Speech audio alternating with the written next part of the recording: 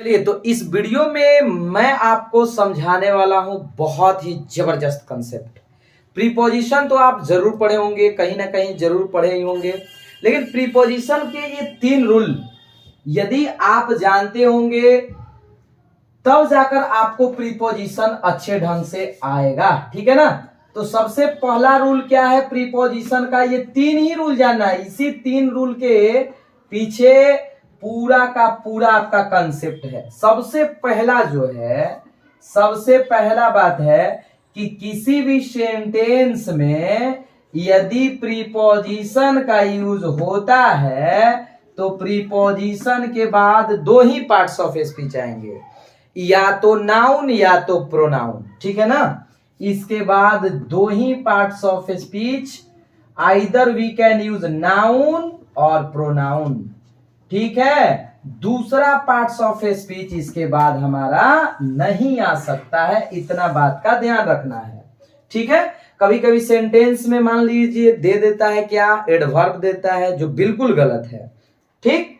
दूसरा जो कंसेप्ट है कि प्रीपोजिशन का यदि किसी सेंटेंस में यूज होता है, ठीक है ना, बस 3 ही कंसेप्ट पर आपका प्रीपोजिशन का यूजेज तो दूसरा है, बट ये बेसिक कंसेप्ट है। प्रीपोजिशन के बाद जब भी आएगा तो आपका ऑब्जेक्ट आएगा। ऑब्जेक्ट कहने का मतलब सीधा हम लिख देते हैं ऑब्जेक्टिव केस आएगा। ठीक है। यदि सेंटेंस में मान लीजिए प्रीपोजिशन का यूज हुआ है तो प्रीपोजिशन के बाद हम लोग ऑब्जेक्टिव केस का यूज करेंगे। ठीक है। अच्छा जी, तीसरा जो मेन रूल है जिसमें मोस्ट ऑफ द स्टूडेंट गलती करते हैं, पता है आपको क्या है? कि प्रीपोजिशन के बाद, जरा ध्यान से देखिएगा, यदि प्रीपोजिशन के बाद वर्ब का यूज किया गया हो, ठीक है, तो वो वर्ब पता है वर्ब 4 के फॉर्म में यूज होता है। वर्ब 4 के फॉर्म में। अब आपका क्वेश्चन होगा कि सर अभी तो आपने बताया है कि प्रीपोजिशन के बाद नाउन और प्रोनाउन आता है, फिर ये वर्ब कहां से आ गया? तो ये वर्ब देखिए वर्ब 4 नहीं है, इसका नाम है हमारा जेरंड। क्या नाम है जी? जेरंड नाम है। और जेरंड काम करता है किसका? नाउन का। ठीक है। जेरंड किसका काम करता है? नाउन का। यानी वर्ब 4 एक तरह से हम कह सकते हैं कि यहाँ ओरिजिनल में वर्ब नहीं है बल्कि ये नाउन है। ठीक है ना। कैसे पता चलेगा? तो आइए कुछ एग्जांपल से देखते हैं, फिर से समझिए। प्रीपोजिशन के बाद या तो नाउन या प्रोनाउन। ठीक है। प्रीपोजिशन के बाद यदि केस आता है तो ऑब्जेक्टिव केस, और प्रीपोजिशन के बाद आएगा तो हमारा क्या आएगा? वर्ब 4, जिसको हम लोग क्या बोलते हैं? जेरंड बोलते हैं। ठीक है ना। ओके। अब कुछ एग्जाम्पल्स हम यहाँ लिख रहे हैं, ठीक है, जो आपको क्या करना है? समझना है। मेन हम लोग का एग्जाम्पल नहीं है। ठीक है। जैसे हमने लिखा he is going blank there. He is going blank there.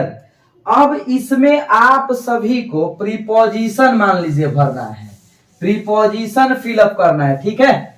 तो कौन सा प्रीपोजिशन होगा? जनरली हम लोग कहीं जाने के लिए टू का यूज हम डायरेक्शन के लिए करते हैं, लेकिन यदि यहां पर टू का आप यूज करते हो तो गलत हो जाएगा। पता है क्यों? क्योंकि देयर ना तो आपका नाउन है और न ही आपका प्रोनाउन है। ठीक है। इसलिए देयर से पहले टू का यूज करना गलत। लेकिन आप यदि इसी के प्लेस पर लिखते हो कि राम, देखिएगा, Ram is going blank Patna, blank Patna, तो यहां पर आपका प्रीपोजिशन हो जाएगा क्या? टू हो जाएगा। क्यों सर? क्योंकि यहां पर आपका पटना क्या हो गया? नाउन हो गया। पटना क्या हो गया जी? नाउन हो गया। इसलिए यहां टू होगा। ठीक है। ओके। अच्छा जी, दूसरा यदि हम बात करें, ही, देखिएगा, he is annoyed with I.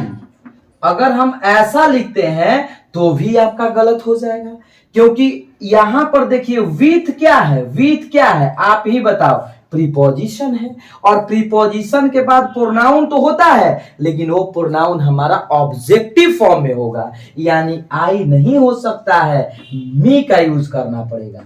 क्या यूज करना पड़ेगा जी? मी का यूज करना पड़ेगा। बहुत इंपॉर्टेंट कंसेप्ट है, ठीक है। अच्छा जी, अगर हम बात करते हैं और भी एग्जाम्पल का, यदि हम बात करते हैं, जैसे हमने बोला ही इज इंटरेस्टेड इन, ठीक है, play. He is interested in play, तो आप ही बताओ, इन है प्रीपोजिशन, और प्रीपोजिशन के बाद अभी हम बताए हैं कि यदि वर्ब का यूज हो तो कभी भी ये वर्ब वन नहीं होता है जी, ये हो जाएगा क्या? प्लेइंग, जो कहलाता है जिरंड, ठीक है। क्या हो जाएगा? Playing. He is interested in playing. She is good blank cook, नहीं कुकिंग। तो आपको एक क्वेश्चन बताना है, ठीक है। The milk, okay, changed into, ठीक है, स्वीट, ठीक है।